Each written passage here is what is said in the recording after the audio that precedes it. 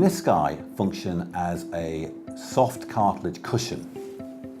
They are at the end of the thigh bone and at the top of the shin bone and work as a shock absorber between the two bones. There's a meniscus on the inside of the knee called the medial meniscus, on the outside the lateral meniscus.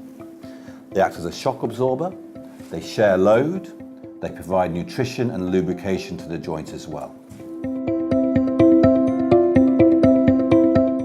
Meniscal tears are very common injuries. There is a higher risk in patients who are active and those who compete in sports, but equally it can be part of a degenerative process and can happen just by tripping on a step or a small fall.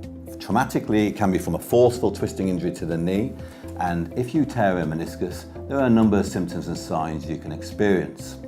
One is one of pain that comes and goes, one is of swelling, maybe a limp, and even in extreme circumstances the knee can catch or lock, and that's when the meniscus gets trapped within the knee joint. The meniscus tears are more common in people who are active in sports and those sports that involve pivoting and twisting. Footballers have a high risk of cartilage injuries, so do rugby players. It's a very common injury on the ski slopes as well.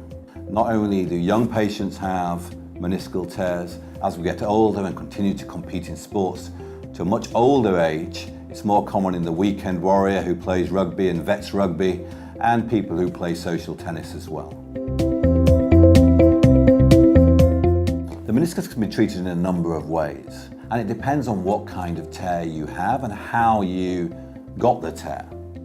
If we think of meniscal tears as being degenerate, with no specific traumatic injury, and one meniscus tears have been traumatic with a significant forceful twist and injury to the knee. Some people use a shoe as an analogy. An old trainer with some holes in it could be considered a degenerative tear, and a new shoe where the heel has come off could be a traumatic tear. The degenerative tear does not need surgery, it does not need further holes to be removed or the tear to be excised. It doesn't do well with keyhole surgery, and this will often do well by looking after it, using it to avoid high impact activities, with painkillers, physiotherapy and conservative treatments. If however you have a traumatic tear and it hasn't settled down, you do want to repair that meniscus. We've discussed how the meniscus is important in providing a cushion and protecting the ends of the bones and to stop or delay any arthritis.